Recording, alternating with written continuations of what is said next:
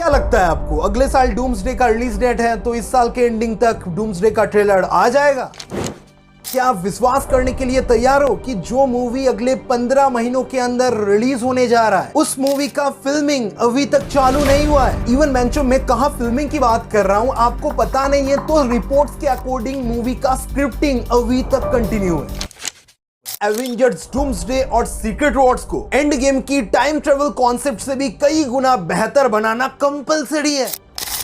And मेरे according Antman 3 के मल्टीवर्सनल events को अभी के टाइम पे इग्नोर करना ही सही रहेगा। ऐसा सिर्फ मैं नहीं कह रहा, अगर आप मार्वल वालों से खुद जाकर पूछोगे तो वो लोग भी आपके इस क्वेश्चन को इग्नोर करके आगे निकल जाएंगे।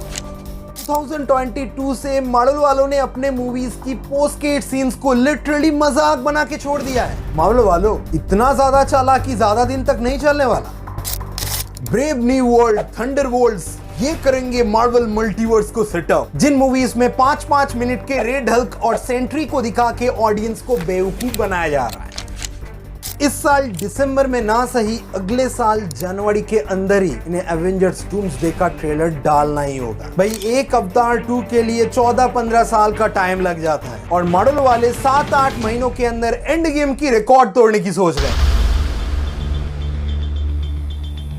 ओके, तो रिसेंट टाइम पे दुनिया की मेजॉरिटी सुपरहीरो फैंस के दिमाग में एक ही क्वेश्चन दौड़ रहा है कि मार्वल सिनेमैटिक यूनिवर्स अपने मल्टीवर्स सागा की जिस कंक्लूजन की ओर आगे बढ़ रहा है, which means next 2 mega event 2026 की एवेंजर्स डूम्सडे एंड 2027 की एवेंजर्स सीक्रेट वॉर्स, क्या ये दोनों मूवी इन्फिनिटी वॉर और एंड गेम जैसा हिस्ट्री क्रिएट कर पाएगा? History means box office collection या सिर्फ रिकॉर्ड्स नहीं है, कमर्शियल सक्सेस के साथ क्रिटिकल सक्सेस हमेशा एवेंजर्स लेवल की फिल्मों को वर्ल्ड फिल्म इंडस्ट्री में स्टैंड आउट करवाता है। दैट्स द रीजन एमसीयू को पिछले 15-16 साल से करोड़ों फैंस फॉलो कर रहे हैं। सो रिसेंट टाइम पे फैंस के एक्सपेक्टेशन को फुलफिल करने के अलावा और कुछ भी मैटर नहीं करता, लिटरली मैटर नहीं करता, बिकॉज दो बड़ी बड़ी एग्जांपल्स हमारे सामने ऑलरेडी हैं। सो कुछ भी करके मार्वल को इन दोनों मूवीज के लेवल को मैच करना ही होगा। डेफिनेटली इन दोनों मूवीज को घेर कर फैंस की इमोशंस को मैच करना शायद उतना पॉसिबल ना हो पाए, but quality wise, scale wise, visuals wise, even strong character development wise Marvel वालों को डूम्सडे को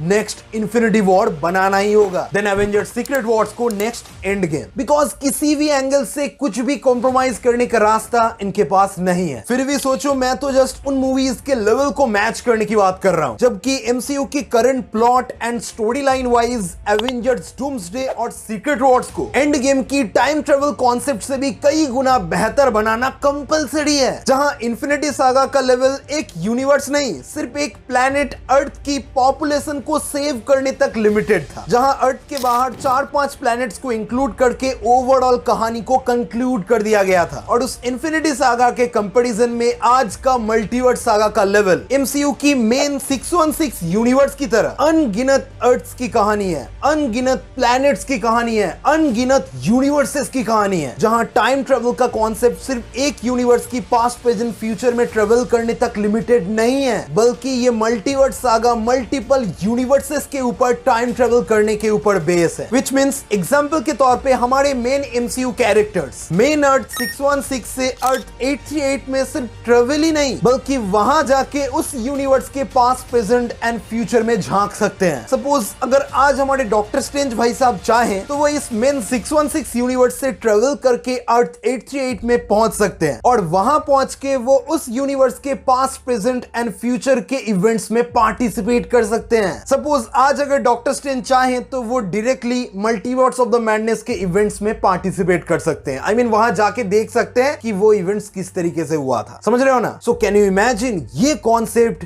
कितना कॉम्प्लेक्स प्लॉट लाइन को हम जैसे फैंस के सामने एक्सप्लोर करने का पोटेंशियल रखता है? तो क्या मार्वल वाले अपनी इन दोनों एवेंजर्स मूवीज में इस पावर पैक कॉन्सेप्ट को अच्छे से एग्जीक्यूट कर भी पाएंगे, जैसा कि उन्होंने पिछली बार इन्फिनिटी स्टोन्स के कहानी को एग्जीक्यूट किया था? याद रखना, इन्फिनिटी सागा के कॉन्सेप्ट से भी ये मल्टीवर्स सागा का कॉन्सेप्ट बहुत ज्यादा कॉम्प्लेक्स है और इसी वाइल्ड कॉन्सेप्ट को कहानी के तौर पे प्रेजेंट करना काफी टफ टास्क होने वाला है, जिसका सेटअप ऑलरेडी पिछले 3 साल से वो करते आ रहे हैं। और मेरे अकॉर्डिंग लोकी सीरीज में भी इस कहानी का मेन प्लॉट पॉइंट बन सकता है, जिससे कनेक्टेड है स्पाइडरमैन नो वे होम के events, Multiverse of the Madness के events and recently release Deadpool and Wolverine के इवेंट्स। एंड मेरे अकॉर्डिंग एंटमैन 3 के मल्टीवर्सनल इवेंट्स को अभी के टाइम पे इग्नोर करना ही सही रहेगा। ऐसा सिर्फ मैं नहीं कह रहा, अगर आप मार्वल वालों से खुद जाकर पूछोगे तो वो लोग भी आपके इस क्वेश्चन को इग्नोर करके आगे निकल जाएंगे, जिसका एग्जैक्ट रीजंस फैंस को ऑलरेडी पता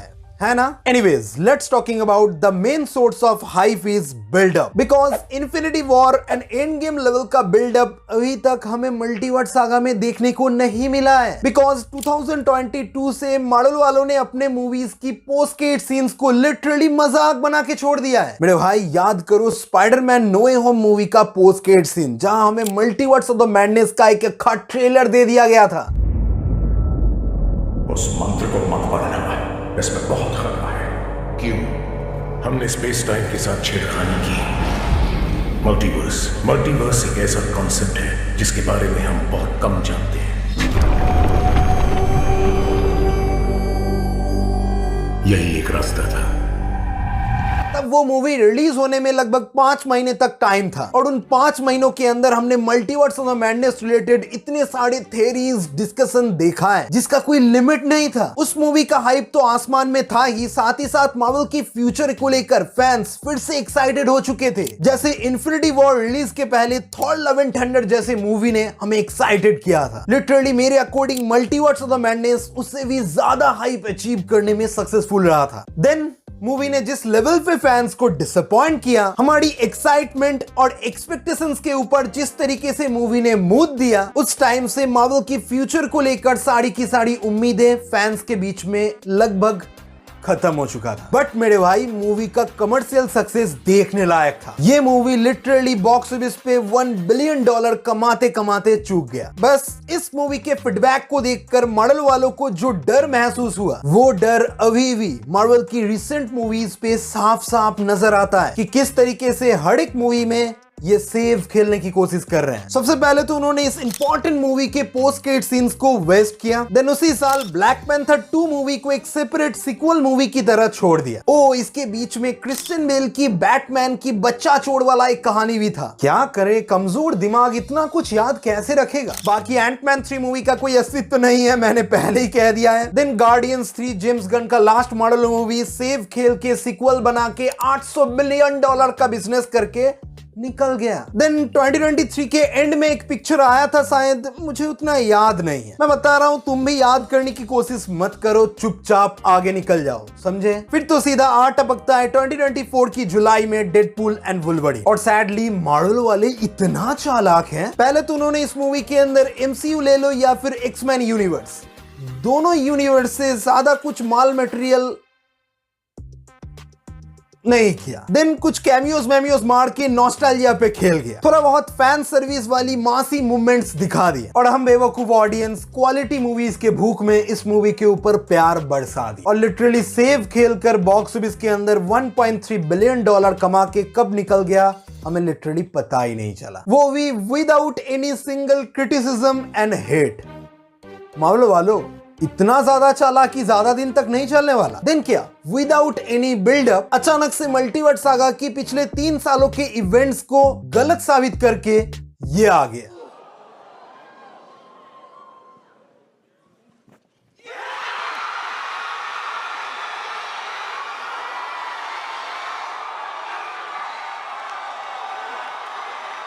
New mask. Same task. मतलब लिटरली इस पॉइंट पे मार्वल के सिचुएशंस को देखकर लगता है कि पाकिस्तान वाला वो मीम धमीलों ने वक्त बदल दिया, जज्बात बदल दिए, जिंदगी बदल दी। अचानक से ऐसा लगा कि खाली मैदान में अकेला विलेन आके खुद पूछ रहा है, अबे मैं तो आ चुका हूँ, मैदान में लोग कहाँ हैं, लड़ाई कब शुरू करोगे, किन से लड़ाओगे हमको। क्या लगता है आपको इस तरीके से किया गया था इन्फिनिटी सागा में एवेंजर्स मूवीज के लिए बिल्डअप? हाँ, माना कि एक फैंटास्टिक 4 मूवी आएगा और सब समझा के निकल जाएगा कि आगे क्या क्या इवेंट्स होने वाला है, पर यार वो भी तो इस मैदान के नए खिलाड़ी है ना। फर्स्ट स्टेप्स, पहला कदम दुनिया खत्म, मल्टीवर्स खत्म। मतलब कुछ भी। एंड इवन रिपोर्ट्स तो ये भी है कि मूवी के एंड में हमें इन भाई साहब का दर्शन भी होने वाला है। कोई बात नहीं, सारी की सारी जिम्मेदारी इस एक मूवी के ऊपर डाल के कराओ इस कैरेक्टर का दर्शन। पर अगर आगे पता चला कि पिक्चर का रन टाइम सिर्फ 1 घंटा 50 मिनट है तो समझ जाओ हमें भी हमारे एक्सपेक्टेशंस को 50 कदम पीछे रखना होगा, नहीं तो अचानक से डिसअपॉइंटमेंट का झटका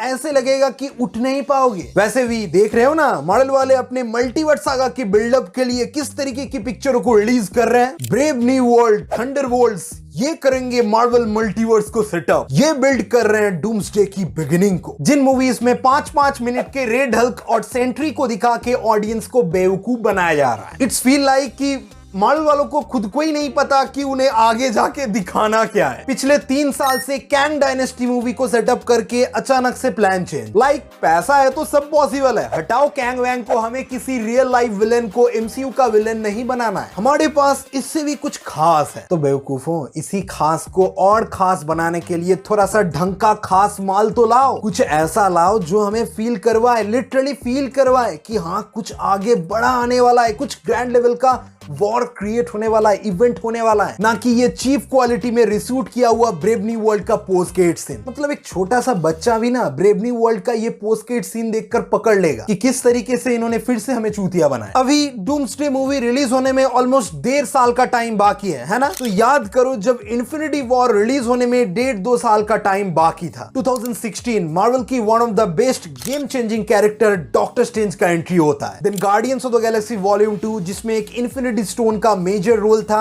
और थैनोस का एक इंपॉर्टेंट कैमियो भी था। देन रिलीज हुआ था स्पाइडरमैन होमकमिंग जिसका मेन यूएसपी आयरन मैन था। भाई आजकल की मूवीज में तो बिग एवेंजर्स का एक सिंगल रेफरेंस तक नहीं मिलता। जबरदस्ती दूसरे यूनिवर्स के कैरेक्टर्स के कैमियो से काम नहीं बनने वाला, समझे? देन थॉर रैग्नारोक जैसा मूवी और उसका पोस्ट क्रेडिट सीन, भाई साहब जिस तरीके से उस मूवी के एंड से इन्फिनिटी वॉर जैसे मूवी के इवेंट्स का शुरुआत हुआ था, वो सोचकर अभी भी मुझे गूज़बम्स आता है कि क्या दिन थे वो। फिर क्या उसी साल 2017 के एंड में एवेंजर्स इन्फिनिटी वॉर का ट्रेलर भी रिलीज कर दिया गया था, जो अभी भी 7-8 साल बाद भी दुनिया का मोस्ट व्यूड ट्रेलर है। क्या लगता है आपको, अगले साल डूम्सडे का रिलीज डेट है तो इस साल के एंडिंग तक डूम्सडे का ट्रेलर आ जाएगा? घंटा। अगर ये सब कुछ उतना ही आसान होता ना तो एक एवेंजर मूवी के लिए हमें 7-8 साल तक इंतजार नहीं करना पड़ता। क्या आप विश्वास करने के लिए तैयार हो कि जो मूवी अगले 15 महीनों के अंदर रिलीज होने जा रहा है उस मूवी का फिल्मिंग अभी तक चालू नहीं हुआ है? भाई साहब यहाँ कोई बॉलीवुड की लव स्टोरी मूवीज का बात नहीं हो रहा है, एक एवेंजर्स लेवल की मूवी की बात हो रहा है। इवन मैंचो मैं कहां फिल्मिंग की बात कर रहा हूं आपको पता नहीं है तो रिपोर्ट्स के अकॉर्डिंग मूवी का स्क्रिप्टिंग अभी तक कंटिन्यू है। एक तरफ मूवी का प्री प्रोडक्शन, दूसरी तरफ मूवी के स्टोरी में इम्प्रोवाइजेशन। सुनने में तो ये भी आ रहा है कि अभी तक मूवी का स्क्रिप्टिंग जितना कंप्लीट हुआ है उसी को लेकर ये लोग ऑलरेडी फिल्मिंग चालू करने की सोच रहे हैं। मतलब एक तरफ मूवी फिल्म होता जाएगा, दूसरी तरफ स्क्रिप्टिंग कंप्लीट होता जाएगा।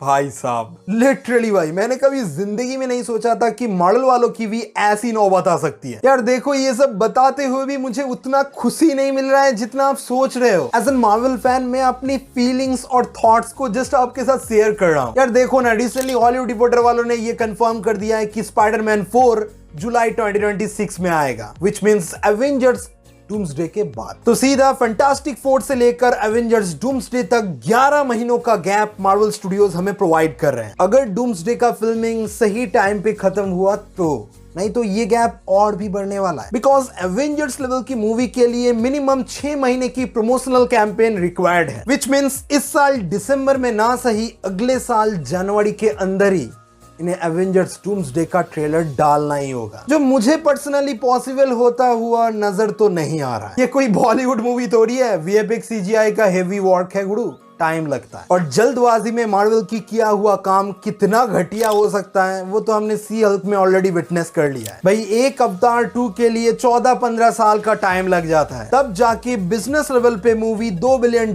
पार करता है। और मार्वल वाले 7-8 महीनों के अंदर एंड गेम की रिकॉर्ड तोड़ने की सोच रहे हैं। ऑब्वियसली पैसा है तो सब पॉसिबल है, पर मेरे दोस्त याद रखना फीलिंग्स और इमोशंस को पैसों से खरीदा नहीं जा सकता, उसके लिए टाइम देना पड़ता है, जो टाइम मार्वल वालों के पास अभी के टाइम पे तो उतना नहीं है। लेट्स सी फ्यूचर क्या कहता है। बाकी आप इन सब के बारे में क्या विचार रखते हो वो मुझे कमेंट के अंदर जरूर बताना। और बाकी वीडियो पसंद आ चुका है तो एक छोटा सा लाइक करना तो बनता है ना, और ऐसी वीडियोस आता रहता है, सब्सक्राइब भी कर लो, समझे ना, कर लो। मिलते हैं नेक्स्ट वीडियोस में, बाय।